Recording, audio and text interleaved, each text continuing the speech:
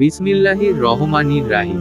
আব্দুল্লাহ ইবনু আব্বাস রাজিয়াল্লাহু তাআলা আনহু বর্ণনা করেন যে, আবু সুফিয়ান ইবনু হরব তাকে বলেছেন, রাজা হিরাক্লিয়াস একদা তার নিকট লোক প্রেরণ করলেন। তিনি তখন ব্যবসা উপলক্ষে কুরাইশদের কাফেলায় সিরিয়ায় ছিলেন। আল্লাহর রাসূল সাল্লাল্লাহু আলাইহি ওয়াসাল্লাম সে সময় আবু সুফিয়ান ও কুরাইশদের সঙ্গে নির্দিষ্ট সময়ের জন্য সন্ধিতে আবদ্ধ ছিলেন। আবু সুফিয়ান তার সাথী সহ হিরাক্লিয়াসের নিকট আসলেন এবং তখন হিরাক্লিয়াস জেরুজালেমে ছিলেন। হিরাক্লিয়াস তাদেরকে তার নিকটে ডেকে পাঠালেন। তার নিকটে তখন রোমের নেতৃস্থানীয় ব্যক্তিবর্গ উপস্থিত ছিল। অতঃপর তাদের নিকটে ডাকলেন এবং দোভাষীকে ডাকলেন। অতঃপর জিজ্ঞেস করলেন, এই যে ব্যক্তি নিজেকে নবী বলে দাবি করে, তোমাদের মাঝে বংশের দিক হতে তার সবচেয়ে নিকট আত্মীয়কে?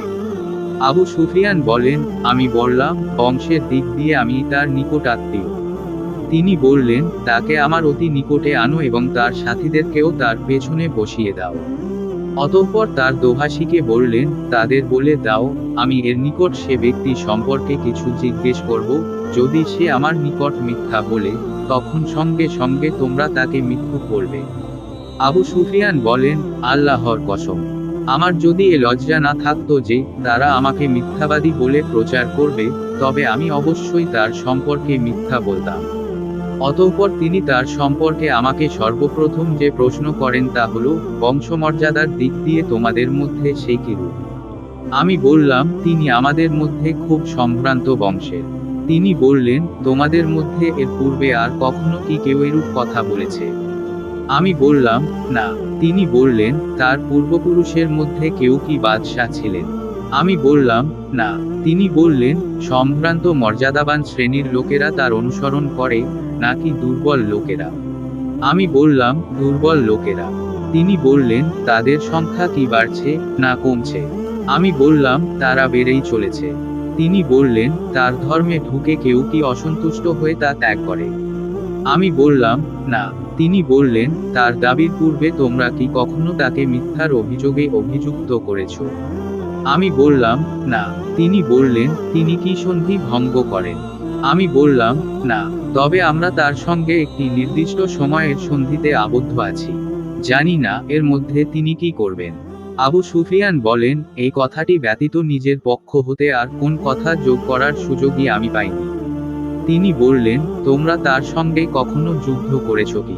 আমি বললাম, হ্যাঁ। তিনি বললেন, তার সঙ্গে তোমাদের যুদ্ধের পরিণাম কি হয়েছে? আমি বললাম, তারও আমাদের মধ্যে যুদ্ধের ফলাফল কূপের বালতি নেয়। কখনো তার পক্ষে যায়, আবার কখনো আমাদের পক্ষে আসে। তিনি বললেন, তিনি তোমাদের কিসের আদেশ দেন? আমি বললাম, তিনি বলেন, তোমরা এক আল্লাহর ইবাদত করো এবং তার সঙ্গে কোনো কিছুর অংশীদার সাব্যস্ত করো না এবং তোমাদের পূর্বপুরুষরা যা বলে তা ত্যাগ করো। আর তিনি আমাদের সালাত আদায়ের, সত্য বলার, চারিত্রিক নিষ্কুলতার এবং আত্মীয়দের সঙ্গে সদাচরণ করার নির্দেশ দেন। অতঃপর তিনি দোভাষীকে বললেন, তুমি তাকে বলো, আমি তোমার নিকট তার বংশ সম্পর্কে জিজ্ঞেস করেছি। তুমি তার জবাবে উল্লেখ করেছ যে তিনি তোমাদের মধ্যে সম্ভ্রান্ত বংশের। প্রকৃতপক্ষে রাসূলগণকে তাদের কওমের উচ্চ বংশেই পাঠানো হয়ে থাকে।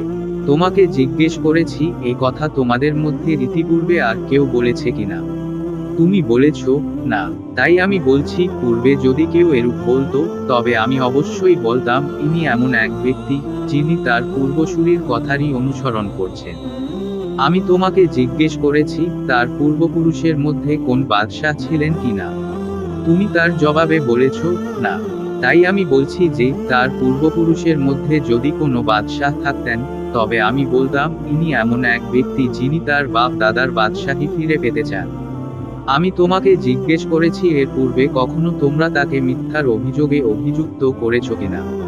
তুমি বলেছ, না। এতে আমি বুঝলাম, এমনটি হতে পারে না যে কেউ মানুষের ব্যাপারে মিথ্যা পরিত্যাগ করবে আর আল্লাহর ব্যাপারে মিথ্যা বলবে। আমি তোমাকে জিজ্ঞেস করেছি, সম্ভ্রান্ত লোক তার অনুসরণ করে, না সাধারণ লোক? তুমি বলেছ, সাধারণ লোকই তার অনুসরণ করে। আর বাস্তবেও এই শ্রেণীর লোকেরাই হন রাসূলগণের অনুসারী। আমি তোমাকে জিজ্ঞেস করেছি, তারা সংখ্যায় বাড়ছে না কমছে? তুমি বলেছ, বাড়ছে। প্রকৃতপক্ষে ঈমানে পূর্ণতা লাভ করা পর্যন্ত এরকমই হয়ে থাকে।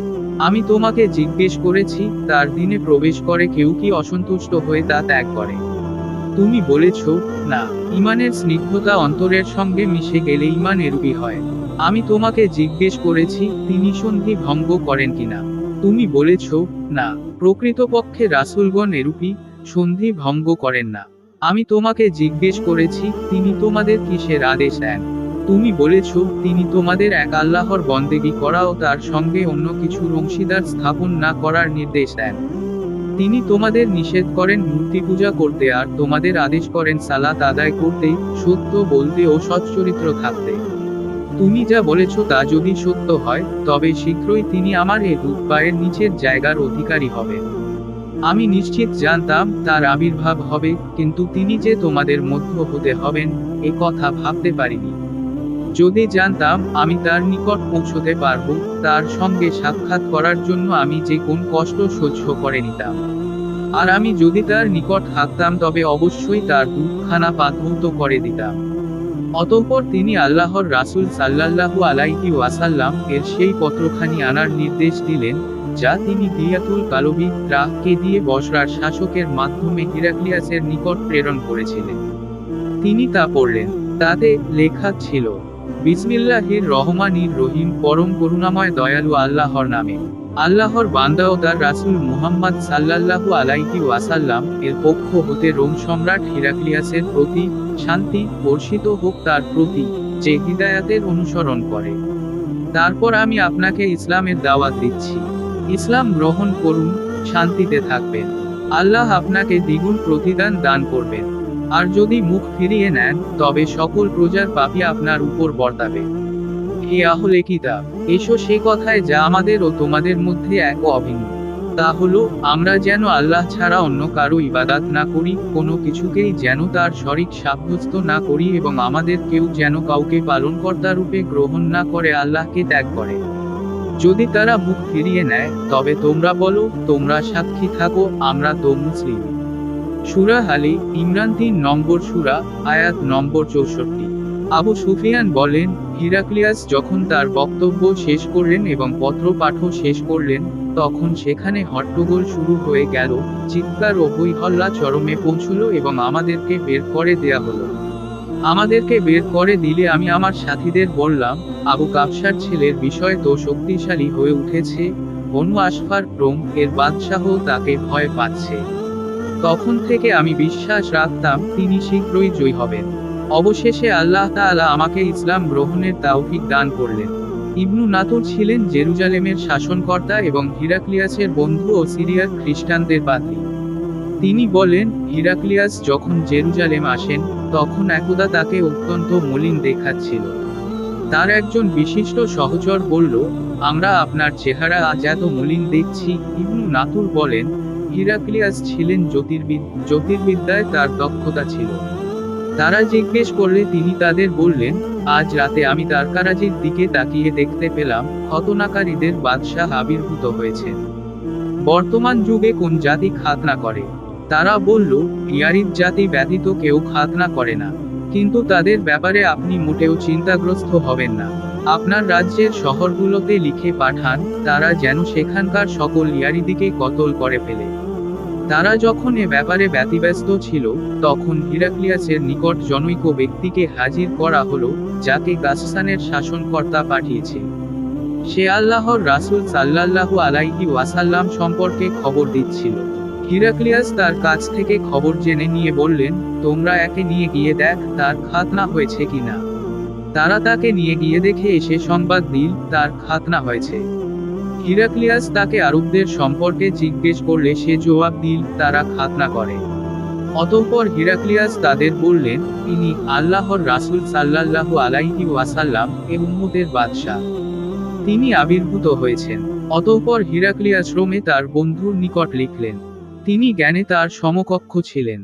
পরে হিরাক্লিয়াস হিমস চলে গেলেন। হিমসে থাকতেই তার নিকট তার বন্ধুর চিঠি এলো, যা নবী সাল্লাল্লাহু আলাইহি ওয়াসাল্লাম এর আবির্ভাব এবং তিনিই যে প্রকৃত নবী, এ ব্যাপারে হিরাক্লিয়াসের মতকে সমর্থন করছিল।